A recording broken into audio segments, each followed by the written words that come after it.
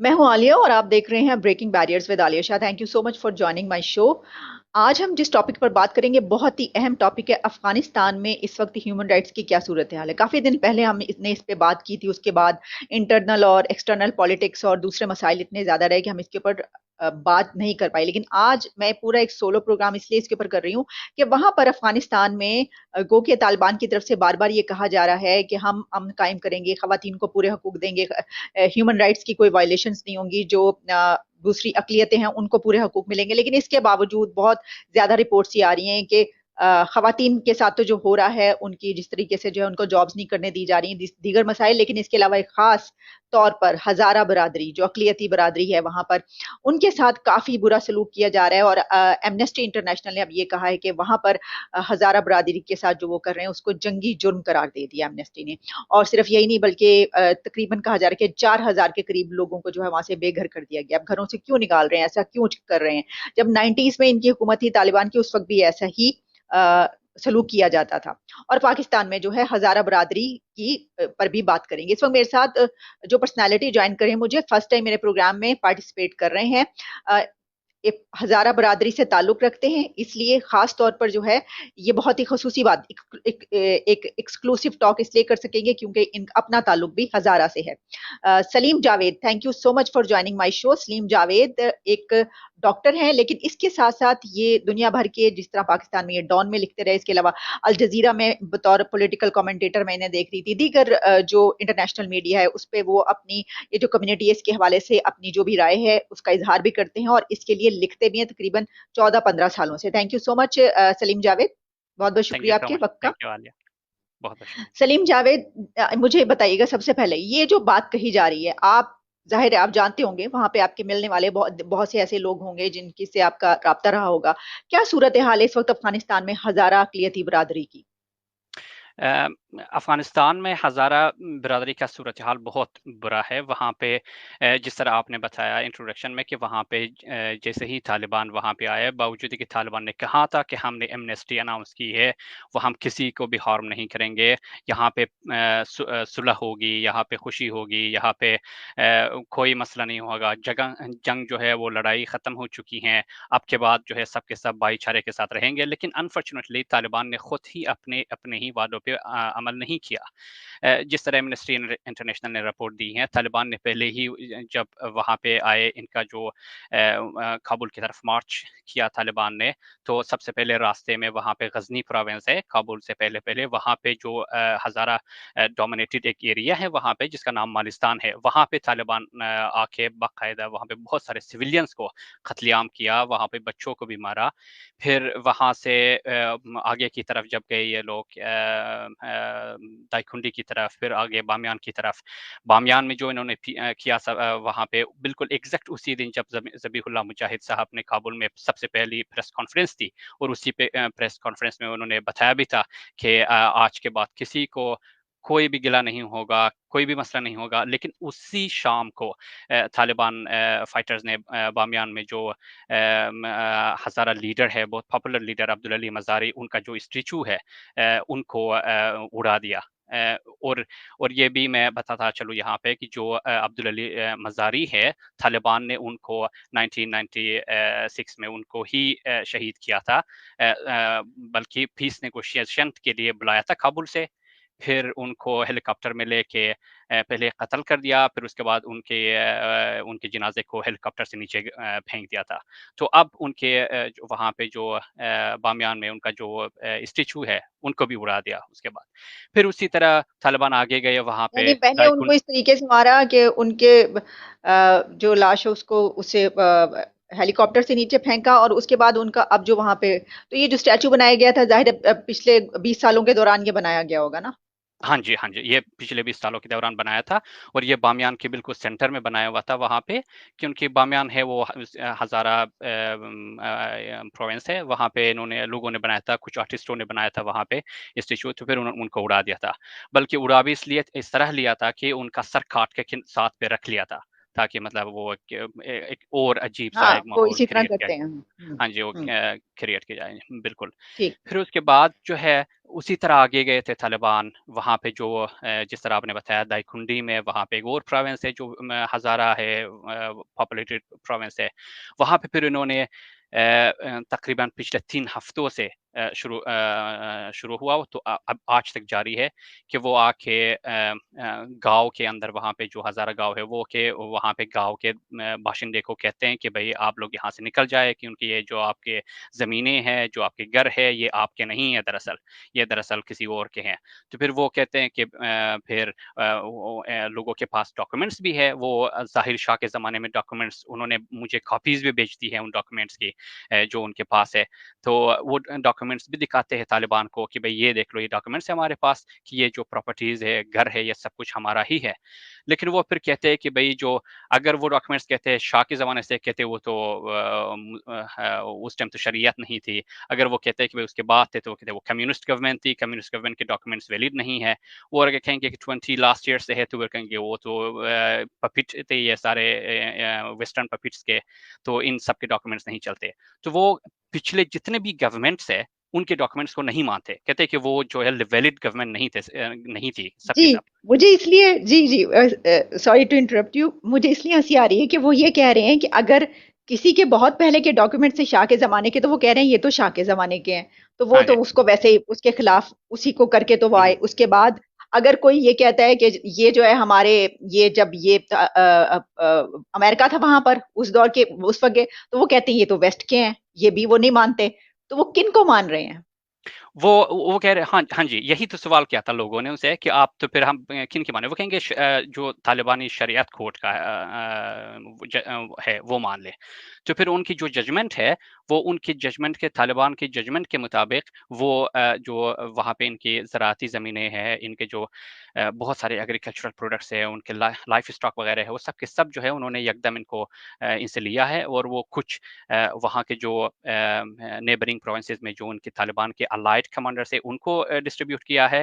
اور کچھ جو ان کے فائٹرز ہے جو طالبان نے پہلے ان کو پرامس کیا تھا کہ جب ہماری امارت وہاں پہ قائم ہوگی تو اس کے بعد ہم آپ کو زمینیں بھی دیں گے ہم آپ کو گھر بھی دیں گے ہم آپ کو ایگریکلچرل لینڈز بھی دیں گے سب کچھ دیں گے پلاٹ بھی دیں گے یہ دیں گے وہ دیں گے. وہ اب اپنے جو فائٹرز ہے اپنے جو وہاں پہ طالبان کے جو کمانڈرز وغیرہ ہے ان کو ہزارہ سے لے کے ان کو دیتے ہیں وہاں پہ پروسیس ٹھیک. میں. اور وہی میں ایڈ جی کرنا چاہتا تھا کہ وہ تقریباً کنفرم جو ہمارے پاس ڈیٹا ہے وہ ہے اراؤنڈ 2000 فیملیز جو وہاں سے ہاؤس ہولڈس جو وہاں سے ڈسپلیسڈ ہو چکے ہیں. ٹھیک بالکل. میں جو پڑھ رہی تھی کچھ انٹرنیشنل میڈیا کی رپورٹس اس میں تقریباً 4000 لوگ آ رہا تھا 2000 فیملیز اتنی. تو مجھے یہ بتائیے کہ ایک طرف تو ہم یہ دیکھ رہے ہیں نا کہ طالبان یہ چاہ رہے ہیں ظاہر ہے کہ وہاں پر جو اس وقت صورتحال ہے تو وہ یہ چاہتے ہیں ان کی خواہش ہے کہ دنیا ان کو ریکگنائز کرے ان کو فنڈز بھی دے ان کی مدد بھی کرے ایڈ بھی دے.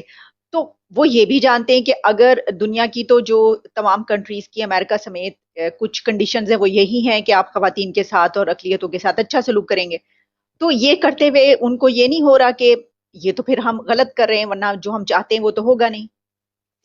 بالکل اصل میں یہی تو کنفیوژن ہے. سوال یہ ہے کہ جب طالبان کے جو اسپوکس مین ہے چاہے وہ دوحہ میں ہے چاہے کابل میں ہے وہ ہمیشہ یہی کہتے آ رہے ہیں کہ ابھی ہم نے جنگ جو ہے وہ پیچھے چھوڑ دی ہے اب ہم حکومت کرنا چاہتے ہیں. ہم جو ہے انٹرنیشنل ریکگنیشن بھی چاہتے ہیں ہم باقی جو انٹرنیشنل کمیونٹی ان کے ساتھ اچھے تعلقات بھی چاہتے ہیں. اور یہاں پہ جو ہیومن رائٹس ان کے جو آبلیگیشنز ہے اس کو بھی ہم ان کو بھی ہم مانتے ہیں.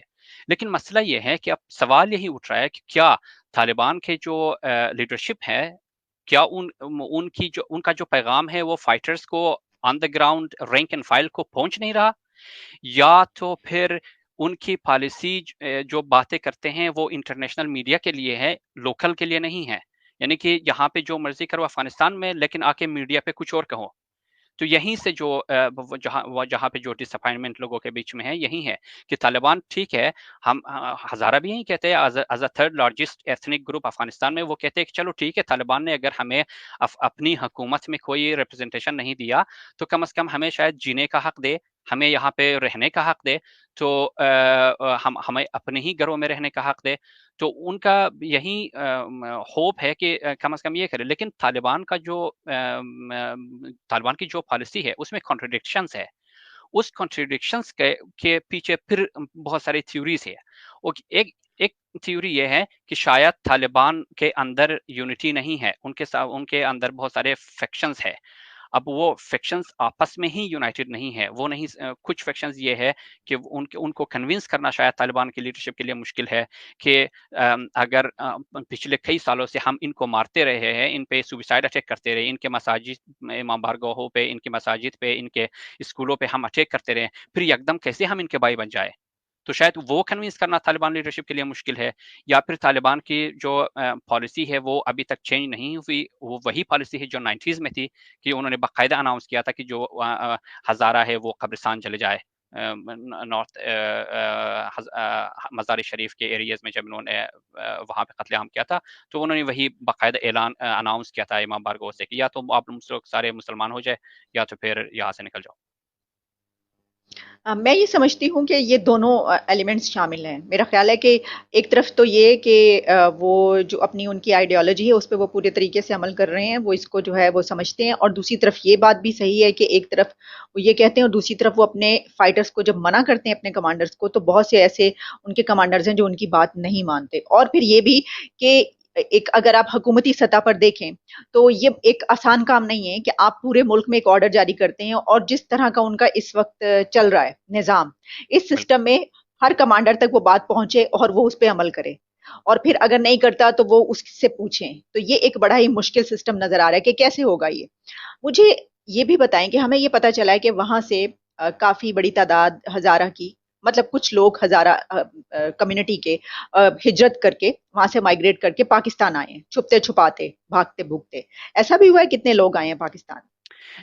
कंफर्म स्टैटिस्टिक नहीं है मेरे पास, लेकिन हाँ, इस तरह हुआ है, वो भी पिछले मतलब वो फर्स्ट 2 दिनों में, बिल्कुल जैसे ही काबुल वहाँ पे तालिबान का कब्जा हुआ था काबुल पे, उस वक्त वो कुछ हज़ारा वहाँ से हिजरत कर गए, वो पाकिस्तान आए, वहाँ पे जब बॉर्डर खुला था, तो फिर उसके बाद एकदम जो है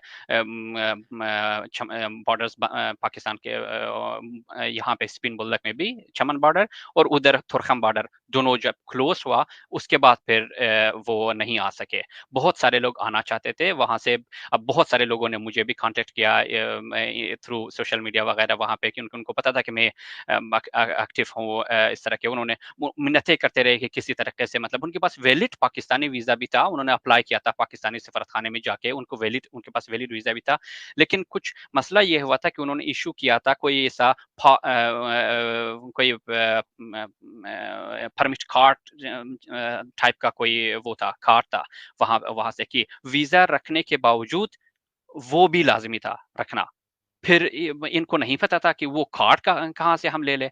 तो उसके बाद बहुत सारे, मुझे पता है कि फैमिलीज़ भी वहाँ से आई थी, 2-3 दिन यहाँ पे ठहरे बॉर्डरिंग एरियाज़ पे, फिर वहाँ से मजबूरन वापस चले गए क्योंकि उनको अब पाकिस्तान में आने नहीं दिया गया। ठीक। क्योंकि अब पाकिस्तान में कुछ ज़ाहिर है कि वो कह रहे हैं कि जो इस तरह की ख़ास तौर पर रिक्वायर्ड डॉक्यूमेंट्स हैं, वो भी साथ लेकर आएँ। तो उसमें अगर ये परमिट कार्ड है, तो ज़ाहिर है कि उसके बगैर वो नहीं आ सकते होंगे। हाँ। लेकिन ये भी तो देखिए कि एक तरफ तो हम ये बात कर रहे हैं कि चलें, कुछ कुछ मैंने ये कुछ सोशल मीडिया, इंटरनेशनल मीडिया जो है उसने कोट किया था, उसमें मैंने कुछ तफ़सीलात ऐसी देखी थी कि 1-2 फैमिलीज़ जो हैं वो पहुँची हैं और वो पाकिस्तान हुँ। में उन्होंने जो है वो सेटल हो गए हैं। लेकिन यहाँ पर भी तो कुछ तालिबान से या अफगानिस्तान की जो रजीम है इस वक्त, उससे तो बहुत बेहतर हालात है, लेकिन हजारा कम्युनिटी पाकिस्तान में भी तो इसके ऊपर हमले होते रहते हैं। बिल्कुल, हज़ारा कम्युनिटी पे 1998 से पाकिस्तान में हमले होते रहे हैं, वो वहाँ पे सुसाइड अटैक्स भी होते रहे हम पर, वहाँ पे टारगेटेड किलिंग्स हुई है। बहुत सारे जो हमारे बहुत सारे एजुकेटेड लोग थे वहाँ पे, जो वहाँ से निकले, पाकिस्तान से निकले, वो ऑस्ट्रेलिया चले गए, यूरोप आ गए, बहुत सारे मुख्तलिफ ममालिक में वो गए। हालाँकि बहुत एक वाइब्रेंट जनरेशन हज़ारा का बलूचिस्तान के बहुत सारे ऑफिसेज़ में थे, फेडरल ऑफिसेज़ में थे, पाकिस्तान आर्मी में बहुत बहुत सारे हज़ारा थे। वो बहुत सारे, या तो वो अपनी फैमिलीज़ की वजह से मजबूरन रिज़ाइन कर गए, वो अपनी फैमिली साथ लेके बाहर निकल गए, तो हालात बहुत ख़राब थे। अभी तो कुछ 2-3 सालों से हालात बेहतर है, लेकिन डर अभी है, यानी कि 20 सालों से इतना वहाँ पे हमला हुआ, इतने अटैक हुए कि वो जो डर है वो अभी तक है। वहाँ पे जो हज़ारा टाउन में है, वहाँ पे लोग लिमिटेड है, वो हज़ारा टाउन से नहीं निकलते, वो जाते नहीं نہیں ہے وہاں پہ جو لڑکے ہیں لڑکیاں یونیورسٹیز نہیں جاتی. جیسے مطلب آپ بے شک کسی سے بھی پوچھ لے, آج کوئی ایک بھی ہزارہ اسٹوڈنٹ نہیں ہے بلوچستان یونیورسٹی میں. اسی طرح مطلب دوسری جو وہاں پہ جو ہے, اگر قریبی یونیورسٹیز اور کالجز ہے وہاں پہ ایریا کے اندر وہ جاتے ہیں, لیکن وہاں سے دور نہیں جاتے. ان کے ہزارہ کا جو بزنس وغیرہ تھا شہر کے اندر وہ بالکل فلاپ ہو گیا, وہ مجبوراً مطلب آدھے داموں بیچنا پڑا ان کو سب. اور اسی طرح مطلب پورا ایک جنریشن وہاں پہ اس میں دہشت گردی کی زد میں آ جی کے جی سلیم جاوید، ہمیں یاد ہے جب اتنے زیادہ دھماکے ہو رہے تھے تو وہاں پر ہزارہ میں ہم نے دیکھا ہے کہ 80 لاشیں رکھ کر وہ شدید سردی میں بیٹھے رہے ہیں جب حملے ہوئے وہاں جی پر. پھر لائرز کی تو پوری ایک جنریشن تھی جب وہاں پہ کہ بالکل کتنے بالکل. کتنے زیادہ لائرز کا وہاں پر جو ایک ساتھ دھماکے میں وہ ختم ہو گئے تھے. اچھا، میرا آپ سے آخری سوال یہ ہوگا کہ کیا جو افغانستان ہے وہاں پر ہزارہ کمیونٹی کو طالبان یہ بھی آپشن دے رہے ہیں کہ اگر وہ یہاں سے، جیسے وہ ان کو بے گھر کریں، وہ یہ چاہتے ہیں کہ وہ یہاں سے چلے جائیں، فرض کیجئے، تو کیا وہ ان کو آپشن دے رہے ہیں کہ اگر وہ مائگریٹ کر کے پاکستان یا کہیں بھی اور جانا چاہیں تو ان کو ایزیلی وہ پیسج دے رہے ہیں کہ ہاں چلے جائیں، یا ایسا نہیں ہے؟ فی الحال تو ایسا نہیں ہے, کیونکہ جب بہت سارے جو ہزارہ تھے وہاں پہ جنہوں نے این جی اوز کے ساتھ کام کیا تھا, جو پچھلی گورنمنٹ کے ساتھ کام کیا تھا, جب وہ وہاں پہ ٹرائی کر رہے تھے, جب آپ کو یاد ہو جب ایئرپورٹ میں بہت سارے لوگ ایئرپورٹس کی طرف جاتے تھے, وہاں سے ایئر لفٹ ہوتے تھے لوگ, وہاں پہ بہت سارے طالبان فائٹرز تھے جو کہ ہزارہ کو ان کی چہروں سے شناخت کر کے ان کو روکتے تھے, ان کو نہیں جانے دیتے تھے ایئرپورٹ کی طرف. مطلب کمپلیٹ وہاں پہ ایتھنک پروفائلنگ تھی, حتیٰ کہ طالبان وہاں پہ کھڑے ہو کے وہ ایتھنک پروفائلنگ کر کے اگر کوئی اور ہے ان کو جانے دے ایئرپورٹ کی طرف کہ وہ جائے وہاں پہ امریکن جو امریکن سے وہاں پہ ان کو ایویکویٹ کرے, لیکن اگر کوئی مطلب ہزارہ وہاں پہ آتا تھا اپنی فیملیز کے ساتھ تو ان کو وہاں سے بلاک کر کے واپس بھیجتے تھے. اس طرح کے بہت سارے رپورٹس ہیں ہمارے پاس. صرف وہ ہزارہ لوگ وہاں سے نکل چکے ان کو جن کے پاس مطلب گرین کارڈز وغیرہ تھے یا کوئی مطلب ویسٹرن سٹیزن شپ ان کے پاس تھی, جو ان کی گورنمنٹ پرٹیکولرلی آ کے وہاں پہ اندر آئے اور وہاں سے ان کی جو وہ کر دیا, تو وہ ان کو اٹھا لیا, شہر کے اندر سے اٹھا کے لے گئے, تو وہ نکلے ہیں. باقی ان میں بھی یہی مشکلات ہیں اور اب بھی یہی حال ہے. بہت سارے ایسے لوگ ہیں وہاں پہ جن کی لائف خطرے میں ہے, ان کو لٹرلی خطرے میں ہے, کیونکہ انہوں نے سیکورٹی فورسز وغیرہ کے ساتھ کام کیا ہے, وہ ہائیڈنگ میں ہے, وہ ان کو وہاں سے نہیں نکل سکتے کیونکہ نہ ان کو پاسپورٹ مل رہا ہے طالبان سے اور نہ ہی وہ وہاں سے نکل سکتے کسی اور طریقے سے, تو سب کے سب ہائیڈنگ میں ہے. ٹھیک. اب سلیم جاوید، آپ کا بہت بہت شکریہ، thank you so much for your time, کہ آپ نے ٹائم دیا، اس پہ بات کی. آئندہ بھی ہم اس طرح کے کوئی بھی مسائل ہوتے ہیں تو اس کے اوپر ضرور آپ سے بات کریں گے. Thank you thank so you much. So Thank much. you for giving